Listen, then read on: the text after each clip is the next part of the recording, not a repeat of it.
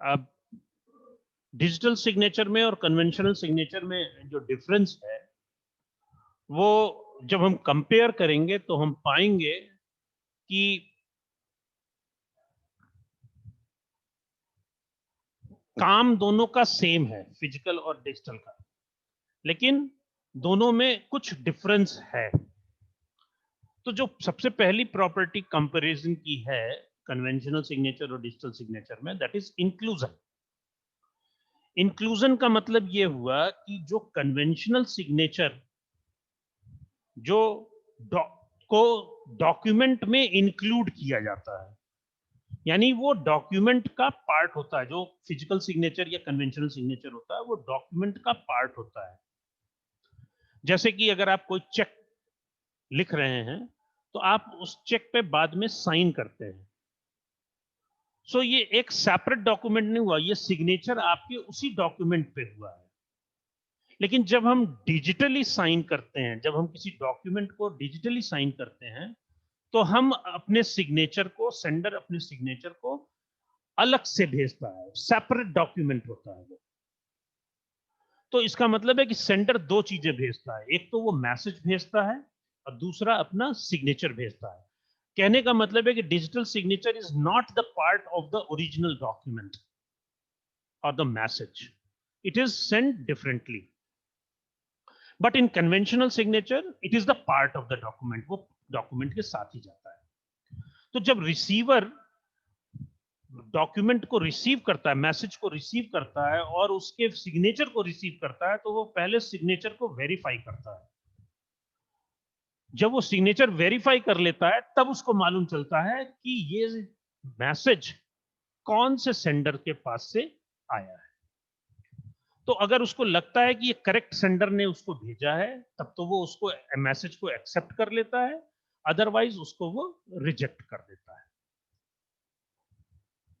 जो दूसरा comparative parameter है वो है वेरिफिकेशन।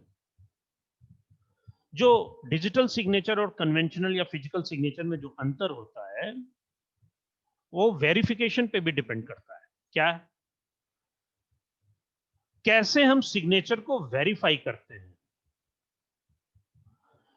कन्वेंशनल सिग्नेचर में जब भी हम जब भी कोई रिसिपिएंट कोई डॉक्यूमेंट रिसीव करता है, तो वो उस पे किए हुए सिग्नेचर को, जो डॉक्यूमेंट पे सिग्नेचर किया गया है, उस डॉक्यूमेंट पे किए हुए सिग्नेचर को उसकी फाइल में जो सिग्नेचर होता है उससे वो मैच कराता है। और अगर वो दोनों सिग्नेचर सेम होते हैं तब वो उस डॉक्यूमेंट को ऑथेंटिक मानता है। इसका मतलब है कि रिसीवर के पास हमेशा उस सिग्नेचर की एक कॉपी फाइल में होनी चाहिए, जिससे कि वो कंपेयर कर सके और प्रूफ कर सके कि हाँ ये सिग्नेचर इसका है और ये जो डॉक्यूमेंट आ रहा है उसमें करेक्ट सिग्नेचर किया गया है। लेकिन अगर हम डिजिटल सिग्नेचर की बात करें तो रिसिपिएंट जो होता है वो मैसेज रिसीव करता है और सिग्नेचर रिसीव करता है, और सेंडर का सिग्नेचर उसके पास स्टोर्ड नहीं होता है, उसकी फाइल में नहीं होता है। और रिसिपिएंट को तब क्या करना पड़ता है, उसको एक वेरिफिकेशन टेक्निक लगानी पड़ती है जिससे कि वो उसके सिग्नेचर को वेरीफाई कर सके और वो जो मैसेज उस सिग्नेचर के साथ आया है उसको ऑथेंटिक प्रूफ कर सके। तो ये यानी दोनों चीजें अलग अलग हो गई। तीसरा रिलेशनशिप, तीसरा पैरामीटर है रिलेशनशिप। जो कन्वेंशनल सिग्नेचर होता है, नॉर्मली सिग्नेचर और डॉक्यूमेंट में 1-to-1 रिलेशंस होते हैं। अगर कोई पर्सन किसी डॉक्यूमेंट पे साइन करता है तो जितने भी डॉक्यूमेंट होंगे उस सब पे एक ही तरीके का वो साइन करेगा। यानी जब भी उसका सिग्नेचर होगा, फिजिकल या कन्वेंशनल सिग्नेचर, वो हर एक डॉक्यूमेंट पे एक जैसा होगा। लेकिन डिजिटल सिग्नेचर के केस में कोई जरूरी नहीं है कि सिग्नेचर और मैसेज में 1-to-1 रिलेशनशिप हो, क्योंकि हो सकता है कि हर मैसेज का अपना सिग्नेचर हो। ऐसा हो सकता है कि एक मैसेज पे जो सिग्नेचर किया गया हो वो दूसरे मैसेज पे दूसरा सिग्नेचर हो। तो जब रिसीवर रिसीव करता है तो फर्स्ट वो पहले वेरीफाई करता है, लेकिन वो पहले मैसेज के सिग्नेचर को जिस तरीके से वेरीफाई करता है, कोई जरूरी नहीं है कि वो दूसरे मैसेज के सिग्नेचर को भी उसी तरीके से वेरीफाई। इसका मतलब है कि हर मैसेज में हो सकता है कि सिग्नेचर अलग अलग हो, लेकिन अब ये काम रिसिपिएंट का है कि वो दोनों सिग्नेचर को किस हिसाब से वेरीफाई करता है। तो ये तो हो गया comparative study of conventional signature versus the digital signature. अब प्रोसेस क्या है डिजिटल सिग्नेचर का? डिजिटल सिग्नेचर का प्रोसेस ये है कि जो सेंडर होता है उसके पास मैसेज होता है, जिस मैसेज को उसे रिसीवर के पास भेजना है, उसके मैसेज के ऊपर वो साइनिंग एल्गोरिदम अप्लाई करता है, और साइनिंग एल्गोरिदम अप्लाई करने के बाद अपना एक डिजिटल सिग्नेचर क्रिएट करता है, and that digital signature is represented as is. So इस ओरिजिनल मैसेज को एस के साथ ओपन नेटवर्क पे वो भेज देता है, और रिसीवर के पास क्या होता है, इसके पास वेरीफाइंग एल्गोरिदम होती है, जिससे कि पहले वो सिग्नेचर को वेरीफाई करता है। So sender uses signing algorithm to sign the message, and receiver applies a verifying algorithm, and if the result is true, the message will be accepted. If the result is not true, then the message will be rejected. So this is the process by which the digital signature used to work. अब जो signing algorithm होती है या जो verifying algorithm होती है, ये keys का इस्तेमाल करते हैं, क्योंकि बिना कीज के कोई भी क्रिप्टोग्राफिक एल्गोरिदम अप्लाई नहीं की जा सकती है। तो अगर हम डिजिटल सिग्नेचर की बात कर रहे हैं, तो इस डिजिटल सिग्नेचर में जो साइनर होता है, जो सेंडर होता है, वो अपने मैसेज को अपनी प्राइवेट की से साइन करता है। मींस वो साइनिंग एल्गोरिदम अप्लाई करता है, लेकिन साइनिंग एल्गोरिदम अप्लाई करने के लिए उसको जो की आवश्यकता है, वो की उसकी प्राइवेट की होती है। यानी उस प्राइवेट की सहायता से वो सिग्नेचर उस मैसेज को साइन करता है बाय यूजिंग साइनिंग एल्गोरिदम, और फिर जो साइनिंग जो उसको डिजिटल सिग्नेचर एस मिलता है, उस मैसेज के साथ उसको भेज देता है। तो रिसीवर जब उसको रिसीव करता है तो क्या करता है, पहले वो वेरीफाई करता है इस सिग्नेचर को कि ये सिग्नेचर ए का है कि नहीं, सेंडर का, जिस सेंडर ने भेजा है उसका है कि नहीं। तो वो क्या करता है, जिस सेंडर ने भेजा है उस सेंडर की पब्लिक की से वो वेरीफाई करता है। So the verifier uses sender's public key and applies the verifying algorithm to verify the document. तो नॉर्मली क्या होता है कि क्रिप्टो सिस्टम में क्या होता है, जो हम एसिमेट्रिक की क्रिप्टोग्राफी जब यूज करते हैं, तो हम प्राइवेट पब्लिक की जो यूज करते हैं वो रिसीवर की यूज करते हैं। यानी एसिमेट्रिक की क्रिप्टोग्राफी में हम नॉर्मली क्या करते हैं कि अगर कोई सेंडर है तो वो सेंडर रिसीवर के पब्लिक की से इनक्रिप्ट करता है, जिससे कि रिसीवर अपनी प्राइवेट की से उसको डिक्रिप्ट कर दे। लेकिन डिजिटल सिग्नेचर के केस में, जो कि एक तरीके का एसिमेट्रिक की क्रिप्टोग्राफी है, इसमें रिवर्स प्रोसेस होता है कि जो सेंडर होता है वो अपनी प्राइवेट की इस्तेमाल करता है टू इनक्रिप्ट, और जो रिसीवर है वो उसकी पब्लिक की से उसको वेरीफाई करता है। सो we have a difference in between the crypto system concept as well as the digital signature concept.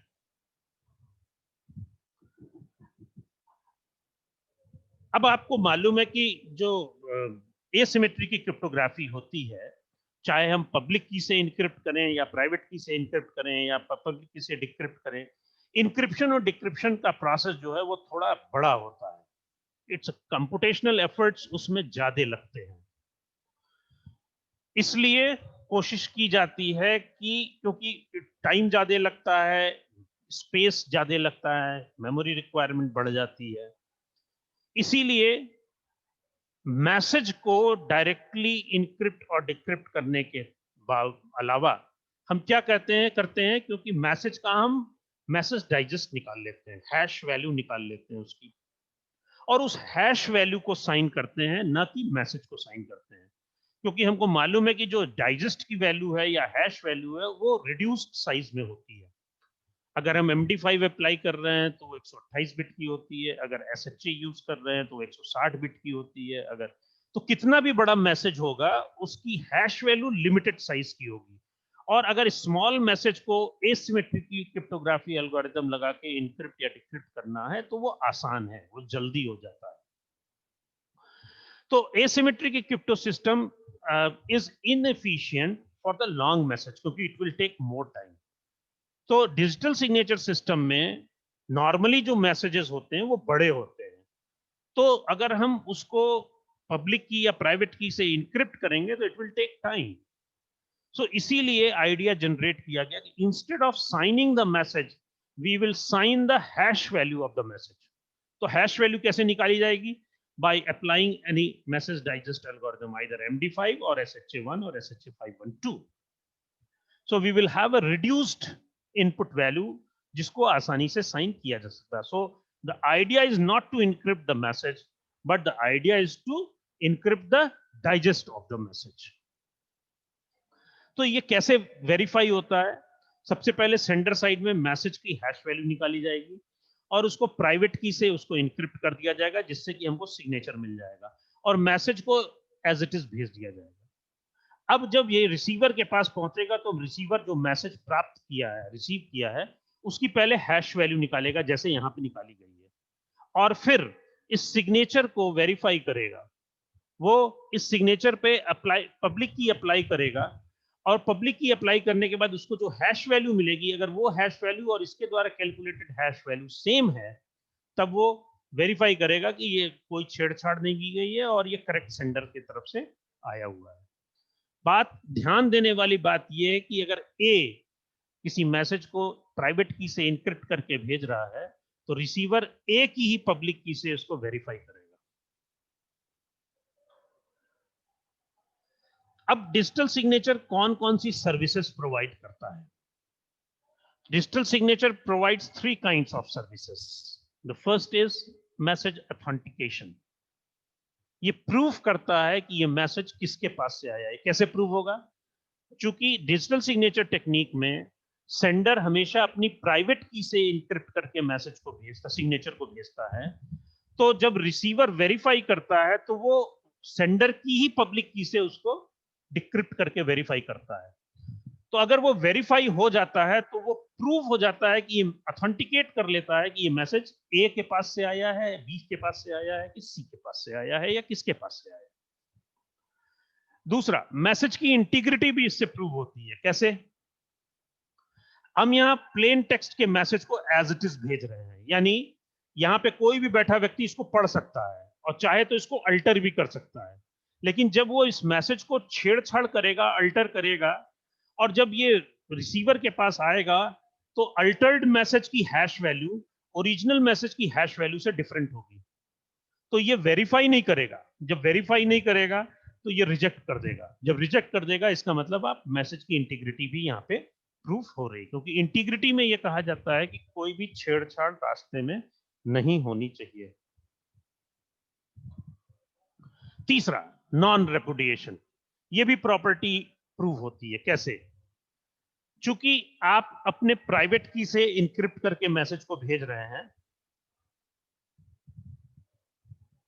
आप अपने प्राइवेट की से इनक्रिप्ट करके मैसेज को भेज रहे हैं और प्राइवेट की सिर्फ आपको मालूम है, सेंडर को ही मालूम है, तो बाद में और जब ये वेरीफाई हो गया और कोई ट्रांजैक्शन होना होगा या कुछ भी, बाद में सेंडर ये नहीं कह सकता है कि ये मैसेज मैंने नहीं भेजा। That is the property called the non repudiation. Because in non-repudiation, the sender cannot deny that he has or she has not sent this message। चूंकि आपने अपनी प्राइवेट की से इनक्रिप्ट किया हुआ है और आपकी पब्लिक की से हम वेरीफाई कर रहे हैं, इसका मतलब है कि ये सेंडर आप ही ने इस मैसेज को भेजा है। So you cannot deny। So it means non-repudiation is also going to prove, but it is not this digital signature services don't provide the confidentiality principle। क्यों? क्योंकि ओरिजिनल मैसेज भेज रहे हैं आप, प्लेन टेक्स्ट में। सो कॉन्फिडेंशियलिटी नहीं, कोई भी बीच में बैठा हुआ व्यक्ति इस मैसेज को पढ़ सकता है। बट अगर आप चाहते हैं कि ये जो मैसेज भेजा जा रहा है ये कॉन्फिडेंशियल भी हो, तो कॉन्फिडेंशियलिटी की रिक्वायरमेंट सिर्फ और सिर्फ सीक्रेट पब्लिक की यानी सिमेट्री की क्रिप्टोग्राफी से प्रूव की जा सकती है। तो हम अगर कॉन्फिडेंशियलिटी को भी इंक्लूड करना है, it is required, then the message and the signature must be encrypted by using either a secret key or by the public key crypto system. हम पब्लिक प्राइवेट की से भी कर सकते हैं, सिमेट्रिक की से भी कर सकते हैं। लेट अस सी, अगर हमको कॉन्फिडेंशियलिटी ऐड करनी है तो इसमें हमको क्या करना पड़ेगा। हमने क्या किया, पहले मैसेज लिया, उसका मैसेज चाहिए तो मैसेज डाइजेस्ट निकाल ली, नहीं तो ओरिजिनल मैसेज को हमने सेंडर की प्राइवेट की से साइनिंग एल्गोरिथम अप्लाई करते हुए इनक्रिप्ट कर दिया, और इनक्रिप्ट करने के बाद वो रिसीवर की पब्लिक की से उसको फिर से इनक्रिप्ट कर दिया। और अब ये इनक्रिप्टेड एम, यानी पहले तो हमने एम को इनक्रिप्ट किया मैसेज को, फिर उसके बाद जो सिग्नेचर आया उसको इनक्रिप्ट किया, और ये इनक्रिप्टेड एम और एस ये दोनों भेज दिया। अब बीच में बैठा हुआ व्यक्ति प्लेन टेक्स्ट चूंकि नहीं है इसलिए इसको पढ़ नहीं पाएगा।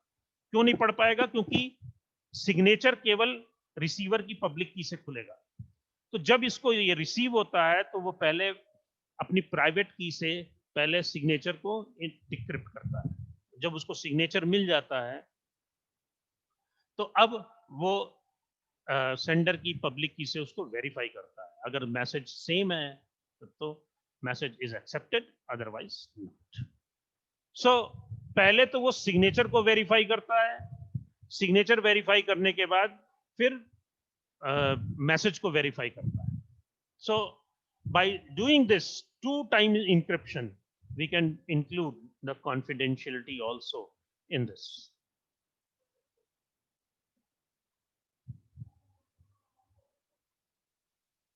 Now we have many digital signature algorithm.